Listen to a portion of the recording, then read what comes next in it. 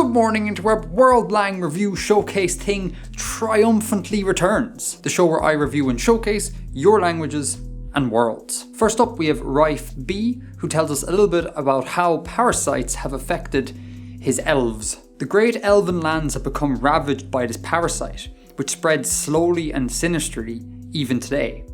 For the great elves, the parasite can be used in unexpected ways. For example, elven cities are not built, but are instead living animals infected with this parasite. It is thought that on some subconscious level, the parasites allow anyone afflicted to cooperate, similar to a hive mind. So one or more breeds of ancient elven animals have reformed themselves into glass-like, tower-shaped creatures which the elves enter and live inside.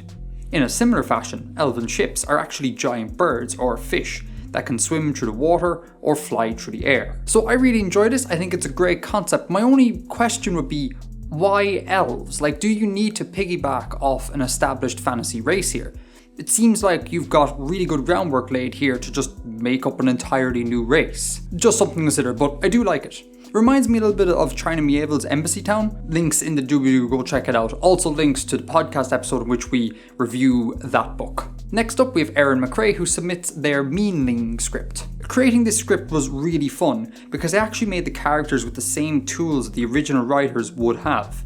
To create the Minling script, I took my original logogram ideas and carved simplified versions into a wooden board, trying to figure out exactly what kind of marks were easiest to make on wood. When the writers transitioned to brush and ink for one of the daughter orthographies, the Mili Abogida, I broke out my own brushes and inks and saw what kind of movements my hand wanted to make as I tried to recreate the Minling characters. The word Minling, meaning alpha syllabary, is taken from the first 4 characters of the script, Mi, Ni, Li, Ni. So I love the methodology here of carving into wood and using inks and brushes. It's a real tactile way of creating a script and a wonderful way of simulating how a script may develop in the real world. Wonderfully done. Plus the QWERTY keyboard style name we got going on. Very cool, I like it. Erienne also submits a sample text, which is read top to bottom, left to right. The first line of this reads, "Spirits, I command you to come here. Look at this charm and smell it from your belly." And it sounds a little bit like this. Farami tiapurum nini witirin, nini ipolo simpolitumin in unu liila suminili.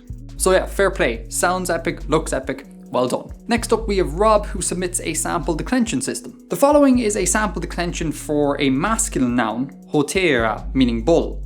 It declines in 3 cases, nominative, accusative, and oblique, and 2 numbers, singular and plural. As well as this, it declines for definiteness, indefinite versus definite. Hence, hotera means a bull, nominative, while hotere means the bull, nominative. Rob, you're going to need to excuse my terrible tonal pronunciation here. I'm doing my best. Tones are not my strong suit. The really cool thing here is that the way in which Rob has evolved this language has led to some really interesting distinctions. Like, for example, the bull accusative and bulls nominative are only distinguished by pitch accent. Rob goes on to say how frustrating it is to work diachronically, i.e. with an eye on language evolution, because you'll end up creating one thing and then you'd like to change it, but that changes everything else around it, which is a frustrating part of working naturalistically. Like, I've been working on a Celtic-inspired conlang over on the Patreon-only live streams, and very often I find myself going, I think I'd like more initial mutation systems.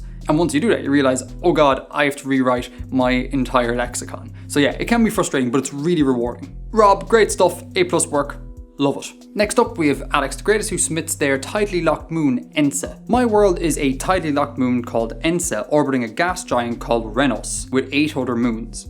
When Ensa enters the shadows of Renos, monsters will appear and attack humans. When Ensa casts a shadow on Renos, the light from the sun Copulus reflects off Renos and lights up Ensa's sky. So this is a really cool idea. There's just 2 things I would encourage you to think about here. Firstly, think about the effect that gas giants have on their moon systems as they migrate inwards within a solar system. If your moon is habitable, that means your gas giant has migrated in, and with that migration usually comes moon loss. Like, it'd be really unlikely for a gas giant to hold on to all its moons as it migrates. It's a bit of a stretch even to think that it would hold on to any moons. So I've in the past hand-waved for the sake of having a habitable moon, but 8 of them seems a little bit unrealistic. But if that's something you want, cool. And the second thing is, think about what you mean when you say Ensa sky is lit up by Renos. I don't think it would be lit up in the sense of like it would be daytime. I think the gas giant would act as just a super moon, so you'd get like extremely bright nights, but I still think they'd be nights nonetheless. Could be wrong on that, but that's my intuition. Maybe someone in comments will end up doing the math. Just those 2 small things though, but overall, I like it.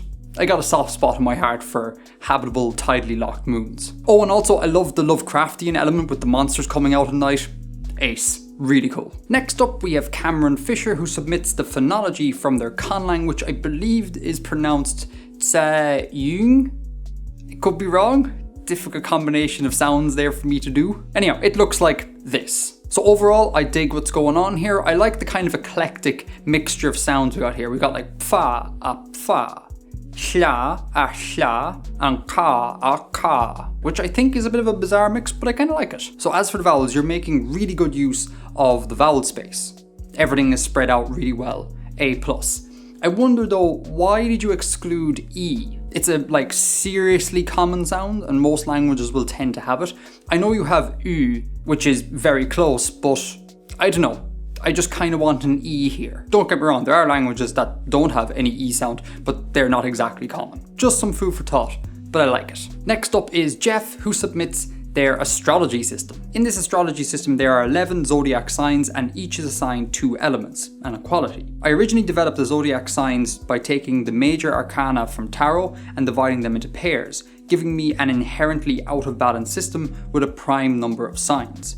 As meat-based astrology uses 4 elements, I opted for 6. Furthermore, there are 6, quote, fixed stars embedded in the zodiac, with special significance beyond that of the signs they live in. I don't really know a lot about a lot of things, but I definitely don't know much about astrology, not a thing I'm into. This looked cool, so I thought I'd bring it up, show it in the video, and if anyone who is into their astrology would like to pick it apart or offer advice, do so in comments. From a total noob, this looks really cool.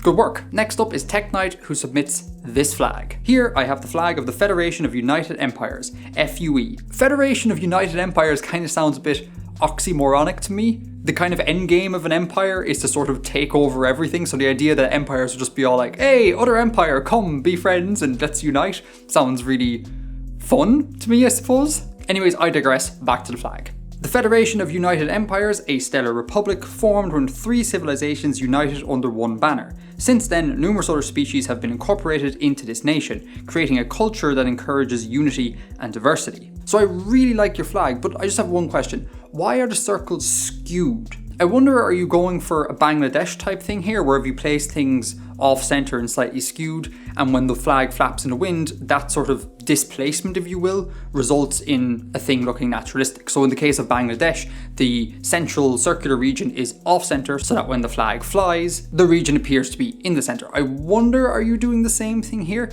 If not, I would consider just making everything a perfect circle, because it's just easier to produce and kind of more aesthetically pleasing. But overall, great work. Finally, we have Jacob Connaughton, who submits the verb system from their conlang, Rakl. They're going for something agglutinative here, so they have their person suffixes and their tense suffixes, and they attach onto verbal stems. So if you want to say they used to have, you take the verbal stem atoka, attach an a to signal the past, and ao to signal they. Atoka ao, they used to have. So I am no expert on agglutinative languages. I've never made an agglutinative conlang, so take everything I'm about to say with a pinch of salt. A massive pinch of salt. I want to know about pronunciation here. How are things pronounced? Like if you chain together a whole bunch of a sounds here, are they meant to be realized as long vowels like atokao? Or are you going to get glottal stops in there? Atokao? How would people actually pronounce this real world?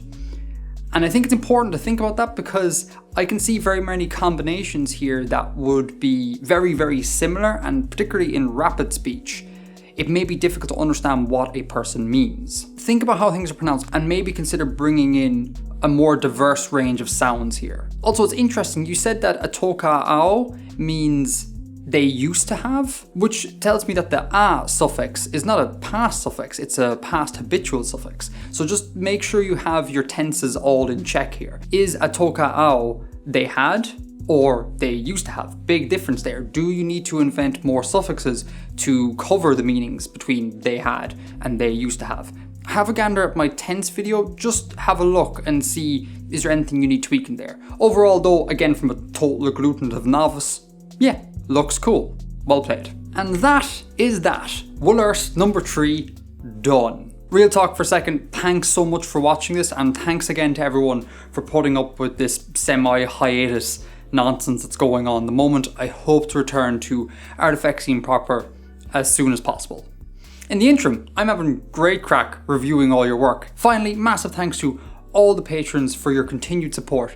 In particular, Alexander Roper, Andrew P Chehayl, new top tier patron, Johan Spaedtke, whose name I definitely have mispronounced, apologies, John Hooyer, Ripta Pasay, Spencer Brownlee, Terrablae, and World Anvil. You all are amazing.